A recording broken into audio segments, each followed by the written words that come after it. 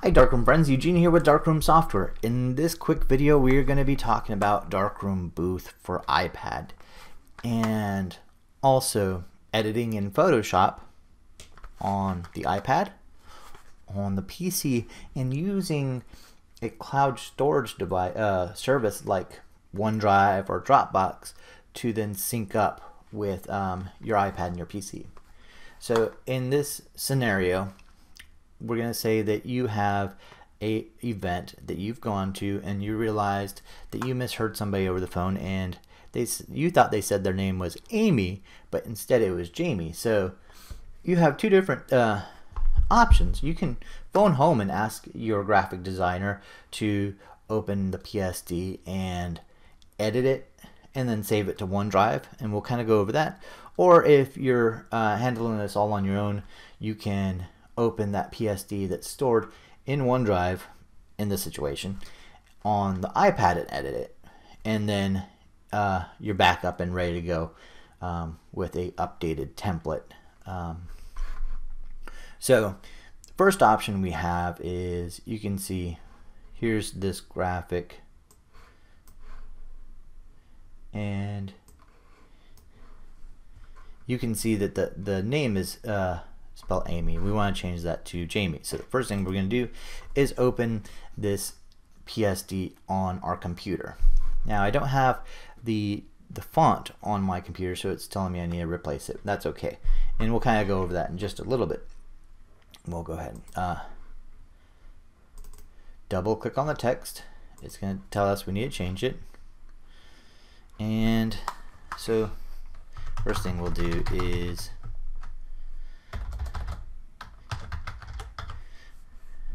update the name, and then we're going to change it to, let's say, Blackjack. Okay, and then we're going to click File, Save As, and PNG.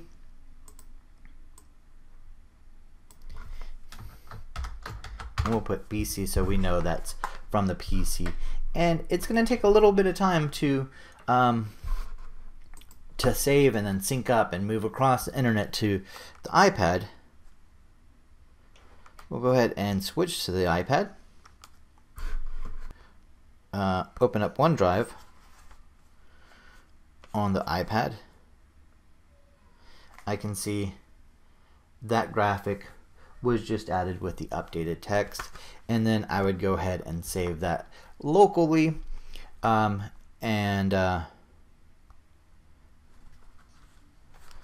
so that I can add it to Darkroom.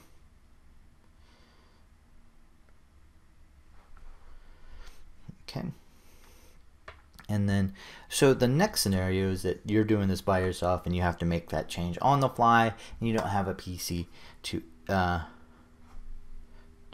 make that change. We are going to open the PSD, and we can tell which one's the PSD because it is much larger in file size.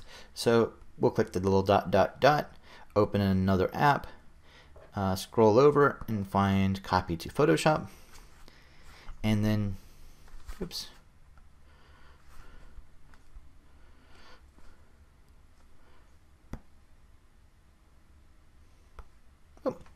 Photoshop crashed.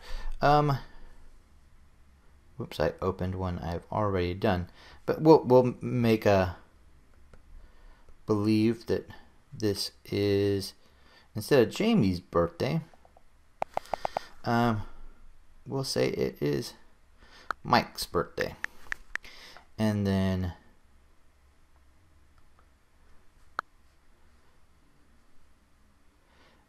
click done, and then export as a PNG, and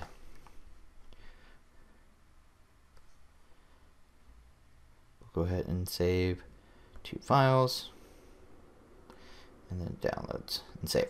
So whenever I updated on my computer, it didn't update on my iPad. It was actually opening up a version I had done previously while I was practicing for this video.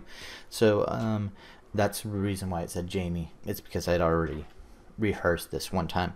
So I just want to let you know I didn't save a PSD and it moved over to this computer that fast. I don't have that type of internet connection. But now when we switch to Darkroom, and we'll create a new event. We'll call it PSD demo. PSD is short for Photoshop document. And next, and it is a square template. We'll click overlay and then choose image, go to files, and you can see that I have the version that was saved from my PC, and then also the one that was saved editing on the iPad. Both of them are available. So if I'm gonna go ahead and click the mic one, and we're ready to go. You can see that it's updated with mic, or I can click choose files, and then this is the Jamie version that I saved on from my PC and synced it.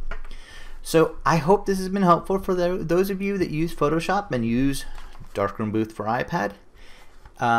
Adding a cloud storage is one way to help update and make sure that you're always prepared for when things do go wrong.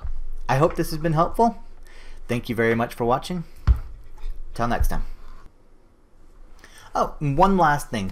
I want to let you know that the template that I was using is available for free from Darkroom Templates, along with a few other PSDs to help get you started with Darkroom Booth for iPad and maybe learning a little bit of Photoshop.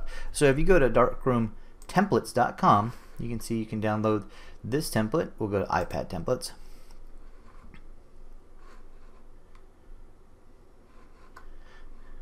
For free from darkroomtemplates.com. Thanks for watching.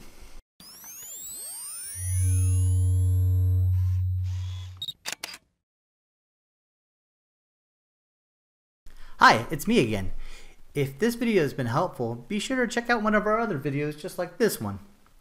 And if we've earned it, please consider subscribing. This lets us know people are out there watching our videos, and it's making their job and their life just a little bit easier.